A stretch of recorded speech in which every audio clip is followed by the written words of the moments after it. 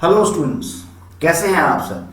मैं आशा करता हूं आप सब सकुशल होंगे और अपनी पढ़ाई जारी रखे होंगे। आप सब जानते हैं कि पश्चिम बंगाल सरकार के अनुदेश पर बंगला शिक्षा पोर्टल पर 2021 में जुलाई महीने से आपको हर महीने एक नई एक्टिविटी टास्क दी जा रही है। मैं आशा करता हूं इन एक्टिविटी टास्क के प्रश्नों को देखकर आप अपनी पढ़ाई सही ढंग से जारी रखे होंगे और यह एक्टिविटी टास्क आपको पढ़ाई में मदद भी कर रहा होगा।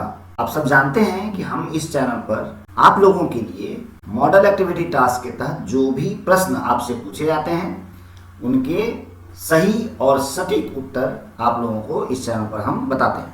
इस चैनल को यदि आपने सब्सक्राइब नहीं किया है तो इसे अवश्य ही सब्सक्राइब कर लें ताकि इस तरह के बेहतरीन वीडियो, क्वालिटी वाले वीडियोस आपको हमेशा मिलते रहें। बिना देरी किए हुए हम लोग चलते हैं एक्टिविटी टास्क 4 के तहत तो गणित में प्रश्न दिए गए थे उनके हल की तरफ। चलिए चलते हैं प्रश्न संख्या 1 की तरफ। प्रश्न संख्या 1 बहुविकल्पीय प्रश्न है, यानी यहाँ हर प्रश्न के हमें 4 ऑप्शंस दिए गए हैं और इस 4 में से एक ऑप्शन सही है, हमें उसे चुनना है। क्वेश्चन नंबर 1 के पहले प्रश्न में हमें कहा गया है कि यदि A वेरीजेस B हो तो इन 4 ऑप्शंस में कौन सा उत्तर सही होगा। तो आप देखिए A वेरीजेस B है, पहला ऑप्शन जो है वो है A स्क्वायर वेरीजेस B क्यूब, यह तो संभव लग नहीं रहा है।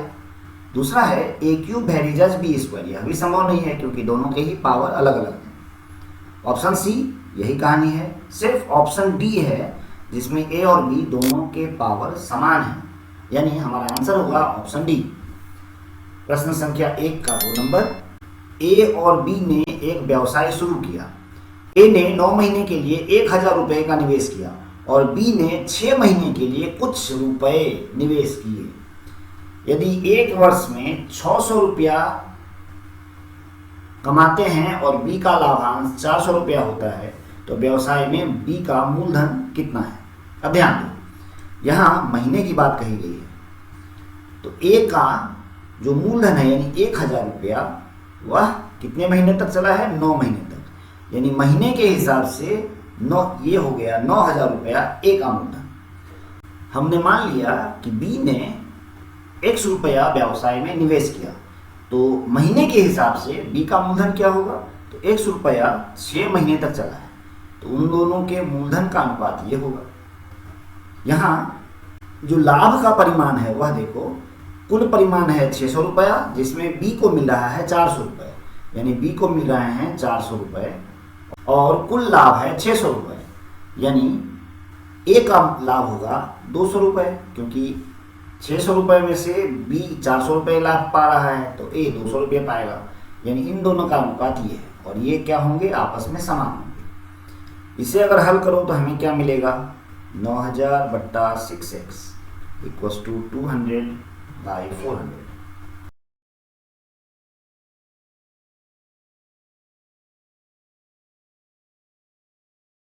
यानी बी का जो मूलधन था वह था 3000 रुपये और यह आंसर हमें मिल रहा है ऑप्शन बी में। 1 का 3 नंबर प्रश्न। 2 वृत्तों के अर्धव्यास की लंबाई क्रमशः 7 सेंटीमीटर और 4 सेंटीमीटर है। दोनों वृत्त एक दूसरे को आंतरिक रूप से स्पर्श करते हैं। दोनों वृत्तों के केंद्र के बीच की दूरी क्या है। इसे समझने के लिए मान लो हमारी पहली वृत्त ये है और एक दूसरी वृत्त है जो इससे अंतः स्पर्श कर रही है। जो पहली वृत्त है उसका अर्धव्यास है 7 सेंटीमीटर और जो दूसरी वृत्त है उसका अर्धव्यास है 4 सेंटीमीटर। तो इन दोनों वृत्तों के केंद्र की दूरी कितनी होगी, तो इन दोनों के बीच की जो केंद्र की दूरी होगी वह होगी 7 सेंटीमीटर माइनस 4 सेंटीमीटर यानी 3 सेंटीमीटर। इस तरह हमारा आंसर है ऑप्शन डी। प्रश्न संख्या 4। r/2 इकाई अर्धव्यास वाले एक ठोस गोलक का आयतन क्या है। अब तुम लोग जानते हो गोलक का आयतन होता है 4/3 पाई r क्यूब, जहाँ r क्या है, वृत्त का अर्धव्यास है। यहाँ अर्धव्यास हमें दिया गया है r/2 तो आयतन कितना होगा 4/3 पाई, r का मान r/2 का होल क्यूब। इसे हल करोगे तो हमें मिलेगा 4/3 pi into r cube by 8। ये दोनों संख्याएं एक दूसरे को काटेगी तो हमें मिलेगा 1/6 पाई आर क्यूब और हमारा आंसर है इस तरह ऑप्शन डी। चलते हैं प्रश्न संख्या 2 की तरफ। प्रश्न संख्या 2 में हमें कह रहा है सही या गलत लिखें। जो कथन सही है उसमें टी और जो गलत है उसमें एफ लिखना है। इसके अंतर्गत जो पहला प्रश्न है वो कह रहा है दो समरूप त्रिभुज हमेशा सर्वांग सम होते हैं। ध्यान रखना, समरूप त्रिभुज का रूप समान होता है, यानी वे दिखते एक जैसे हैं, उनका आकार एक जैसा होता है पर उनके अंग समान नहीं होते। यानी जो दो समरूप त्रिभुज हैं वह सदैव सर्वांग सम नहीं होते हैं। यह कथन गलत है।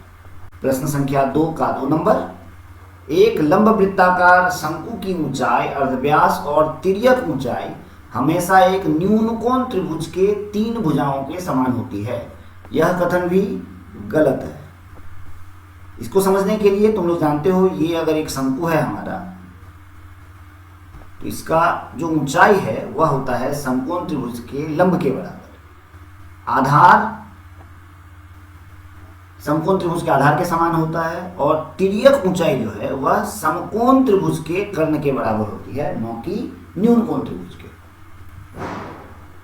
प्रश्न संख्या 2 का 3 नंबर, यदि एक साझेदारी व्यवसाय में प्रीतम, नीरजा और तथागत के मूलधन का अनुपात यह है तो उनके लाभ का अनुपात क्या होगा। याद रखना, मूलधन के अनुपात में ही लाभ बढ़ता है, यानी लाभ का अनुपात भी मूलधन के अनुपात में ही होगा। अब इसे अगर हम सरल रूप में लिखें तो देखो इसे कैसे लिख सकते हैं, 1/2 1/3 1/4। यह भिन्न संख्या है तो हम लोग क्या करेंगे, 2, 3 और 4 का एलसीएम ले लेंगे। एलसीएम लोगे तो तुम्हें क्या मिलेगा, तुम्हें मिलेगा 2 × 3 × 2 यानी 12। अब हम लोग इन तीनों अनुपात को 12 से गुना करेंगे। तो यहां देखोगे ये दोनों संख्याएं काटेगी,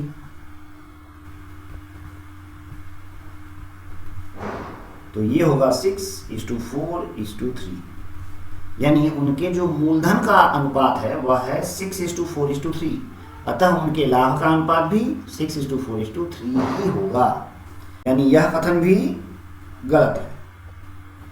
प्रश्न संख्या 2 का 4, यदि A वेरिजेज 1/B, B वेरिजेज 1/C हो तो C वेरिजेज 1/A होगा। चेक कर लें, A वेरिजेज 1/B इसका मतलब होता है A = K1/B। B वेरिजेज C इसका अर्थ हुआ B = K2/C। अब यहां से देखो, यहां से हम लिख सकते हैं B = K1/A, तो यहाँ ये हो जाएगा K1/A। यहाँ से हम लोग लिख सकते हैं C = AK2/K1, यानी हम यहाँ से लिख सकते हैं C वेरिजेज A, यानी यह कथन भी गलत है। मुझे आशा है तुम्हें ये प्रश्न समझ में आ रहे होंगे। यदि समझ में आ रहा है तो वीडियो को लाइक करो।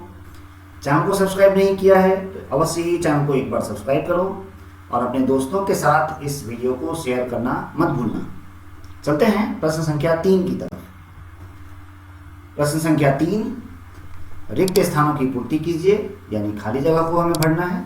यहाँ मार्क्स देख रहे हो 1:3, यानी हर एक प्रश्न के लिए हमें 1 अंक यहाँ दिए गए हैं। यदि हम एक ठोस गोलक की त्रिज्या की लंबाई को 2 गुना कर दें तो गोले के वक्रतल का क्षेत्रफल होगा।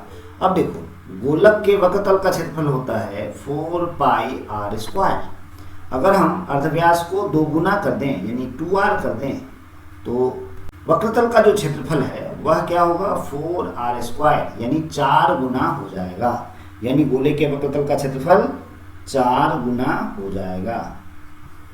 प्रश्न संख्या 2, एक व्यवसाय में यदि शोभा ने मसूद से 1.5 गुना अधिक योगदान दिया और प्रिया ने मसूद से 2.5 गुना अधिक योगदान दिया तो मसूद, शोभा और प्रिया के मूलधन का अनुपात क्या होगा। चलो इसे देख लें। हमें कह रहा है मसूद, तो हमने मान लिया मसूद ने 100 रुपये मूलधन दिए थे। शोभा ने मसूद का 1.5 गुना दिया यानी x गुना 3/2, और प्रिया ने मसूद का यानी x का कितना गुना दिया, 2.5 गुना, यानी ये होगा 5/2। इन सबके मूलधन का अगर हम अनुपात निकालें तो यहाँ देख रहे हो x एक दूसरे को कैंसिल करेगी तो हमें मिलेगा 1:3/2:5/2, यानी 2:3:5, यानी उनके मूलधन का अनुपात होगा 2:3:5। 2 का 3 नंबर प्रश्न, दो वृत्त एक दूसरे को बिंदु A पर बाह्य रूप से स्पर्श करते हैं। मान लो ये दो वृत्त हैं, ये एक दूसरे को A बिंदु पर स्पर्श कर रहे हैं, तो बिंदु A पर दो वृत्तों की खींची गई उभयनिष्ठ स्पर्शकों की संख्या कितनी होगी। इसको समझने के लिए हम लोग इस चित्र को पहले देख लेते हैं। इस चित्र में तुम देख रहे हो ये दोनों वृत्तें जो हैं वे एक दूसरे को A बिंदु पर स्पर्श कर रही हैं, और इन दोनों वृत्तों का जो सरल उभयनिष्ठ स्पर्शक है वह है 1, 2 और ये 3, यानी इन दोनों वृत्तों की कुल 3 उभयनिष्ठ स्पर्शक हो सकते हैं। लेकिन हमें कहा गया है A बिंदु पर कितने स्पर्शक खींचे जा सकते हैं, तो यहाँ देख पा रहे हो A बिंदु से गुजरने वाली सिर्फ एक सरल स्पर्शक है, यानी हमारा जो उत्तर है वह है 1। मुझे आशा है तुम्हें ये सारे प्रश्न के उत्तर समझ में आ रहे होंगे। यदि आ रहे हैं तो वीडियो को जरूर लाइक करो और अपने दोस्तों के साथ इसे शेयर अवश्य करो। मैं देख रहा हूँ तुम लोग वीडियो को तो देखते हो पर उसे शेयर नहीं करते हो, तो प्लीज़ इसे अपने दोस्तों के साथ शेयर अवश्य करो। चलते हैं अगले प्रश्न की ओर। प्रश्न संख्या 4, लघु उत्तरीय प्रश्न। यहाँ कुल 2 प्रश्न हैं और सभी के लिए 2 अंक निर्धारित किए गए हैं, यानी इस प्रश्न को हल करके हमें कुल 4 अंक मिलेंगे। इसमें पहला प्रश्न हमें कह रहा है यदि A वेरिजेस B, B वेरिजेस C और C वेरिजेस A हो तो तीनों भिन्नता स्थिरांकों के बीच संबंध क्या है, हमें वह ज्ञात करनी है। तो चलो इस प्रश्न को हम लोग हल कर लें। हमें दिया गया है A वेरिजेस B, यहाँ से हमें मिलेगा A = K1 B, जहाँ K1 ≠ 0 और एक स्थिरांक है। इसी प्रकार हमें दिया गया है B वेरिजेस C, यानी B = होगा K2 C, जहाँ K और C वेरिजेस A दिया गया है, यानी C = K3 A, जहाँ इसीलिए हमें A × B × C मिलेगा। यदि तुम हल करो तो तुम्हें मिलेगा ABC = K1 K2 × K3 × ABC। यहाँ देख पा रहे हो ABC एक दूसरे को काटेंगी, तो हमें यहाँ से मिलेगा 1 = K1 × K2 × K3, यानी हम लोग कह सकते हैं कि तीनों एक होगा। ये है तीनों भिन्नता स्थिरांक में संबंध। चलते हैं प्रश्न संख्या 4 के 2 नंबर प्रश्न की ओर। 4 के 2 नंबर में हमें कहा जा रहा है संलग्न चित्र में त्रिभुज ABC एक वृत्त के परिगत है, यानी एक वृत्त है, इसके बाहर त्रिभुज ABC अंकित है और यह वृत्त को P, Q और R बिंदुओं पर स्पर्श कर रहा है। यदि AP की लंबाई 4 सेंटीमीटर, BP की लंबाई 6 सेंटीमीटर और AC की लंबाई हमें दी गई है 12 सेंटीमीटर, तो हमें BC, B से लेकर C तक की जो लंबाई है उसे ज्ञात करनी है। इसे समझने के लिए यदि तुम ध्यान से देखो तो यह जो वृत्त है PQR, उसे A बिंदु से 2 स्पर्शक हैं AP और AR। हम लिख सकते हैं चूंकि AP और AR वृत्त के 2 स्पर्शक हैं, इसीलिए AP = AR होगा, यानी AP की लंबाई अगर 4 सेंटीमीटर है तो AR की लंबाई भी 4 सेंटीमीटर होगी। यानी मुझे AC की लंबाई जो 12 दी गई है तो ए आर है 4 सेंटीमीटर, तो आर सी यानी सी आर है हमारा 8 सेंटीमीटर।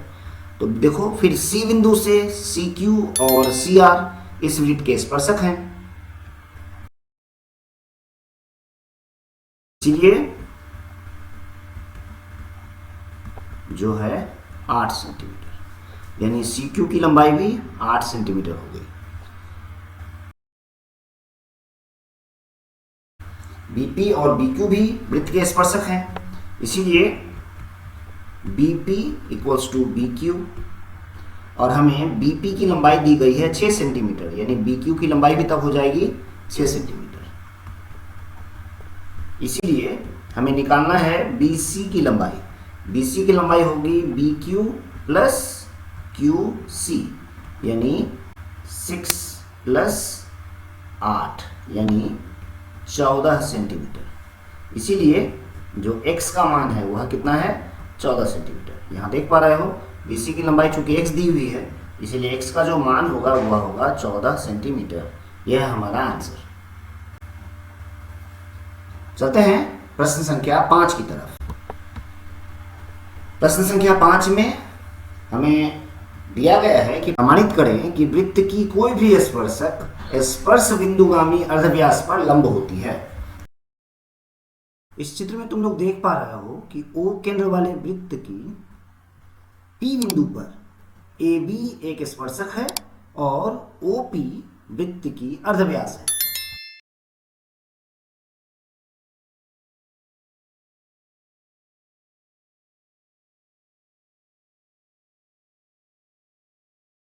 तो हमें प्रमाणित करना है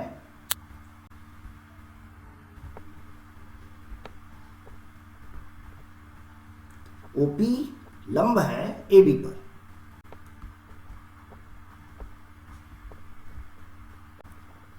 इसके लिए हमने एक रचना किया है कि O से OQ एक सरल रेखा AB के ऊपर खींचा है, जो वृत्त को R बिंदु पर काट रही है।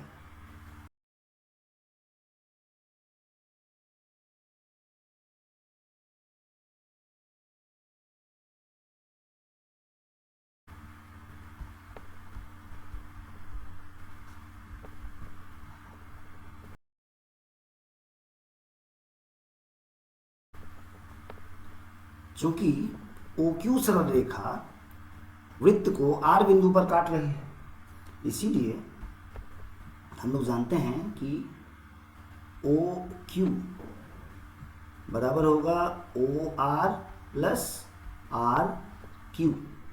लेकिन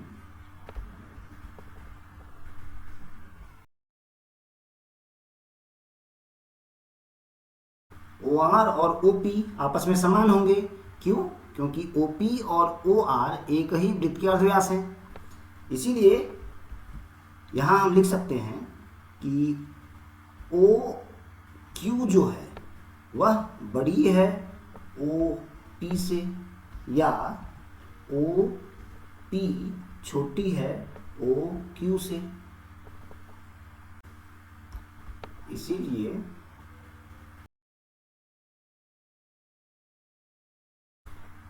Q जो है वह वृत्त के बाहर स्थित कोई बिंदु है।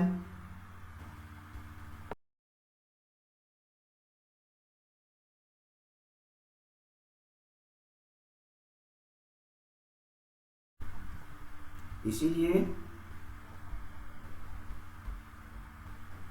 OP लंब है AB पर, और यही हमें प्रमाणित करना था। इस प्रश्न के साथ ही हम लोग गणित के सभी प्रश्नों को हल कर लिया है।